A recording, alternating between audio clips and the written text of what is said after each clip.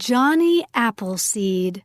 It's September 1796 in a small country town in Pennsylvania, America. A new baby, John Chapman, opens his eyes for the first time. He looks out of the window and sees an apple tree. When John is a young man, he has a dream. I see a land full of apple trees, he says. Nobody is hungry there because there are apples for everyone. The next morning, John leaves home. His coat is an old coffee sack, and his hat is a tin pot. He takes with him only a spade and a bag of apple seeds. John walks and walks. Over the hills and across the plain, under the sun and through the rain, he sings.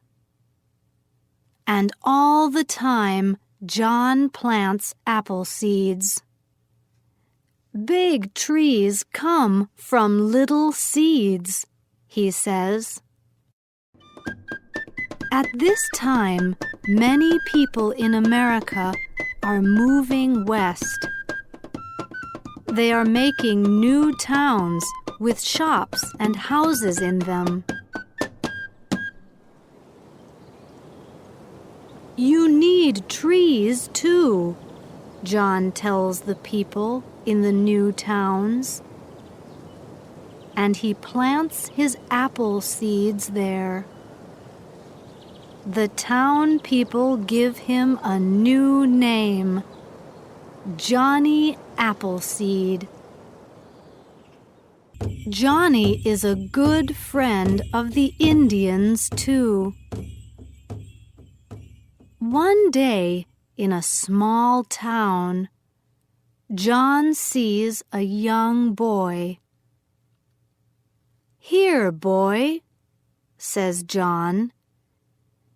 "Take these apple seeds and plant them." "Thank you," says the boy. "What's your name?" asks John. "Abe," says the boy. "Abraham Lincoln." Sometimes, years later, John goes back to a town or village. The people are always happy to see Johnny Appleseed again. And when he sees his apple trees, he feels happy too. When Johnny Appleseed is ill, the Indians help him to get well again. After many long years, John Chapman dies. But in towns and villages all across America, Johnny Appleseed's trees are alive today, and many have nice red apples on them now. Lady Godiva. This is the town of Coventry in England in 1057. Many people there are poor because of all the taxes. Earl Leofric doesn't listen to the cries of the poor people. At the Earl's castle, his wife, Lady Godiva, is angry. "You must stop all these taxes," she tells him. "To stop the taxes, You must ride naked through the streets of Coventry, he says, and he laughs. But his wife is not laughing. Very well, she says. But are you happy for me to do this?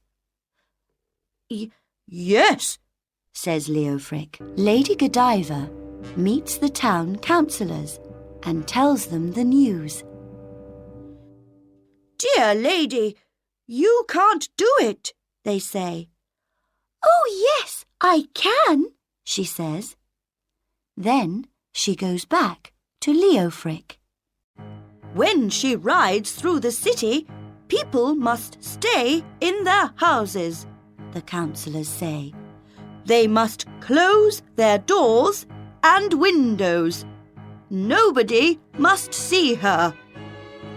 Soon, everyone is talking about Lady Godiva. She wants to ride naked through the town, they say. Is it true?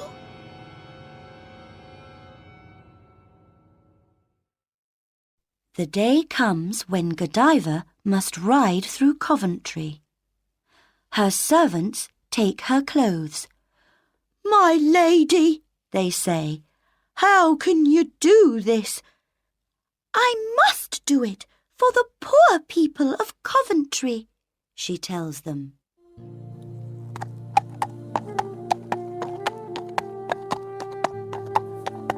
So Lady Godiva rides through the streets. Everyone is at home. No windows or doors are open. There is nobody to see her. One man is working in his shop. His name is Tom, and he makes clothes. Out in the street, Lady Godiva goes past on her horse. Suddenly, the horse neighs. Tom hears it in his shop. He opens his window and looks out.